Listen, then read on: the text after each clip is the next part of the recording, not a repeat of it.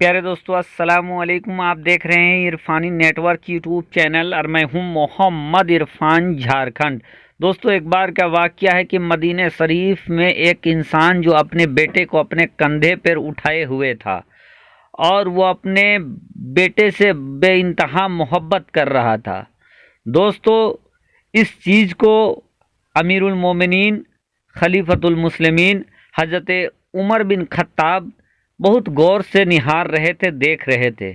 वो देख रहे थे कि एक इंसान जो अपने बेटे को अपने कंधे पे उठाया हुआ है और बेइंतहा उससे मोहब्बत किए जा रहा है। दोस्तों, इस वाक़ये का दो तीन तरीके से कॉल मिलता है, लेकिन इसका जो एंड है सबका बराबर है। बहरकैफ दोस्तों, जब हज़रत उमर ने ये देखा कि एक शख्स अपने बेटे को बेइंतहा मोहब्बत कर रहा है और उस बेटे का शक्ल और उस इंसान के शक्ल बिल्कुल ही एक जैसा, बिल्कुल ही हम सभी नज़र आ रहा है और इस कदर मिलता जुलता उन दोनों का चेहरा है कि हज़रत उमर से कॉल है कि उन्होंने इससे पहले इतना ज़्यादा मिलता जुलता चेहरा और इतना ज़्यादा मोहब्बत करने वाले को कभी नहीं देखा था।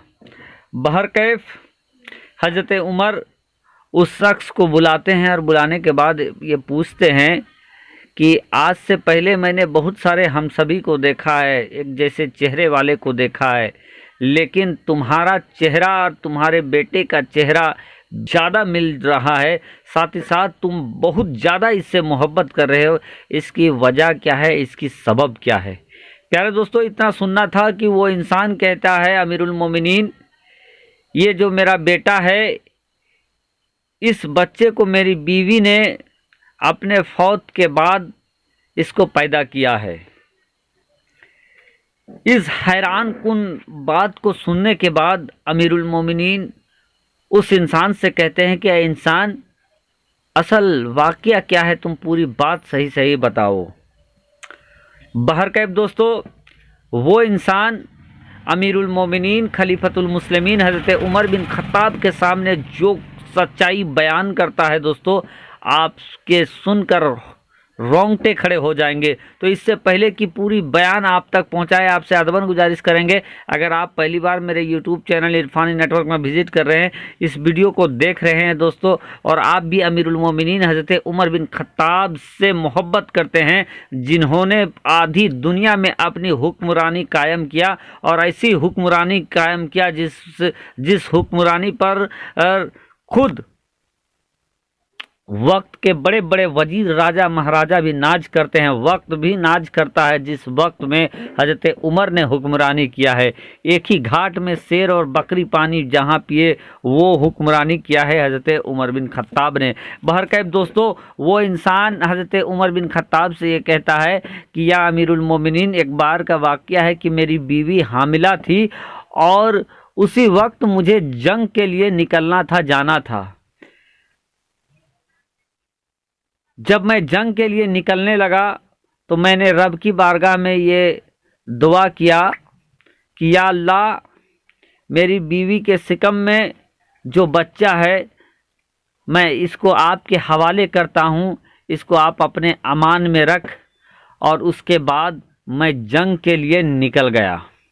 जब मैं जंग के लिए निकल गया और एक अरसे के बाद जंग से जब मैं वापस आया तो लोगों ने ये बताया कि तुम्हारी बीवी का इंतकाल हो चुका है। जब तुम जंग में गए तो उसके कई दिन के बाद तुम्हारी बीवी शदीद तौर पर बीमार पड़ गई और बीमार के बाद उनका इंतकाल हो गया है, और जिसके बाद हम लोगों ने उसको जन्नतुल बकी में, जिनकी तस्वीर आप देख रहे हैं, जन्नतुल बकी में हम लोगों ने उनको दफन कर दिया। बहरकैफ इतना सुनने के बाद वो इंसान बड़ा बेकरार हो जाता है, क्योंकि उसका और कोई मेंबर बचा नहीं था। जो थी उसकी अहलिया थी और उसका आने वाला बच्चा था, और सबके इंतकाल की खबर सुनकर वो इंसान बड़ा बेकरार हो जाता है। बेकरारी के आलम में वो अपने दोस्तों को कहता है, अहबाब से कहता है कि मेरी बीवी का कब्र कहाँ है, आप उस कब्र तक मुझे ले चलिए। बहरकैफ शाम का वक्त था, लोगों ने उस इंसान को उसकी बीवी के कब्र के सामने जन्नतुल बकी ले आते हैं। तो जन्नतुल बकी आने के बाद वो शख्स देखता है कि एक कब्र है जिससे रोशनी निकल रही है, रोशनी खूब है।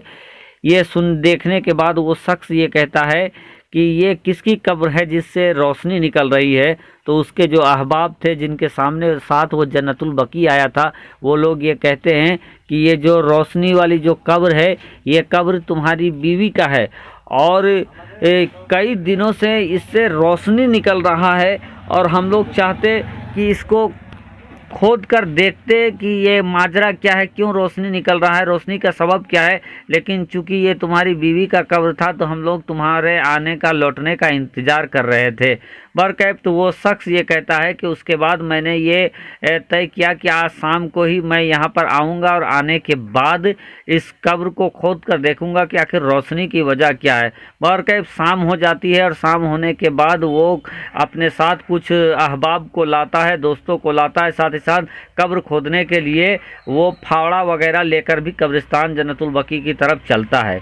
दोस्तों, जब जन्नतुल बकी वो इंसान पहुंचता है तो देखकर उसकी आंखें फटी की फटी रह जाती है कि जिस कब्र को वो खोदना चाहता था वो कब्र पहले से ही खुला है, चाक हुआ पड़ा है और वहाँ से एक बच्चे की आवाज़ आ रही है, रोने की आवाज़ आ रही है। वो इंसान दौड़कर वहाँ पर जाता है तो देखता है कि एक बच्चा जो जनाजा है उस पर लिपटा हुआ है और वहाँ एक बच्चा खेल रहा है। और जैसे ही कब्र के सामने वो शख्स जाता है तो गैब से ये सदा आती है कि ऐ बंदे खुदा, अपनी अमानत को तू संभाल, जो तू जंग जाते समय तूने रब के हवाले का किया था। और ऐ बंदे खुदा, अगर तुम जिस वक्त जंग के लिए निकल रहे थे, अगर तूने अपनी बीवी को भी रब के हवाले करके अगर गया होता तो आज तुम्हारी बीवी भी तुम्हें जिंदा सही सलामत मिलती। दोस्तों, ये सुनना था कि वो शख्स उस कब्र से उस बच्चे को उठा लेता है। प्यारे दोस्तों, ये बात वो इंसान हज़रत उमर के सामने कहता है और कहने के बाद दोस्तों वो फिर से अपने बच्चे से मोहब्बत करने लगता है।